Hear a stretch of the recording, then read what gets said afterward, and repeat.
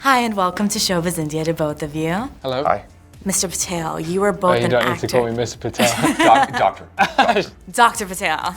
No, I'm just kidding. You were both an actor and an executive producer in the film. Yeah. So what was the importance for you to bring this event to light, and what were the difficulties of doing that on screen? Well, I mean, they did most of the hard work, to be honest. I came on and just spent a lot of time developing my character and just working on tone with Anthony.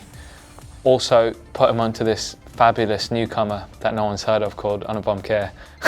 No, because I just thought it'd be fantastic for Oberoi. But yeah, you know, I mean, being of Indian descent, having made so many films in India, it was very important that we did this right and didn't do a big Hollywood die-hard movie where we're exploiting the situation, but tell a story that is sometimes very hard to watch, doesn't pull any punches, but is emotionally poignant and is a tale of human resilience at its core.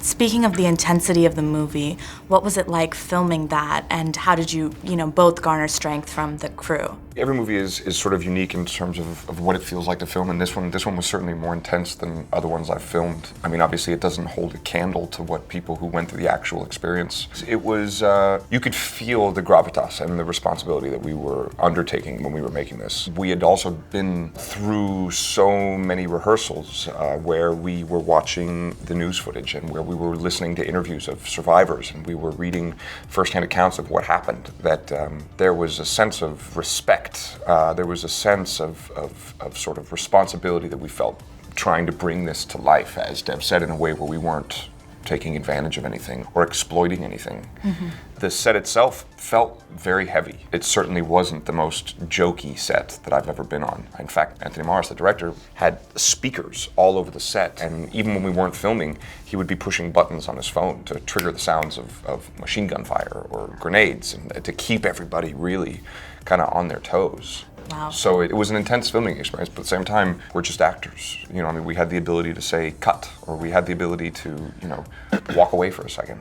It's very different than what the people who were actually in the hotel went through. And what do you guys hope that viewers will take away from this movie? I mean, look, I think we're living in a time where, everything feels so fleeting, Nothing really sustains, and we're kind of numb to all these atrocities that we're getting in the palm of our hand, and then, swipe right and then go and eat some breakfast and, maybe talk about it for 5 minutes and then move on. So the reason we made a film like this is to really put people in a first-person perspective, make them sit down for 2 hours, and real victims and survivors went through this for 3 days, the siege. Witness it for 2 hours, it takes people's breath away, it's exhausting, and as it should be. Mm-hmm.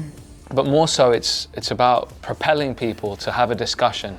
It's making them feel really deep emotions so that people actually get talking and realize that actually guns are not going to solve to violence. It's actually, the cancer is far deeper, Young men who are radicalized, socioeconomic situations, education is really going to be the key, and also educating us on prejudices of other cultures and other people. And really, not to harp on, it shows more than anything that we're all just the same, whether you're a rich guest of the hotel or a lowly staff member. When the terrorists come in, everyone's equal.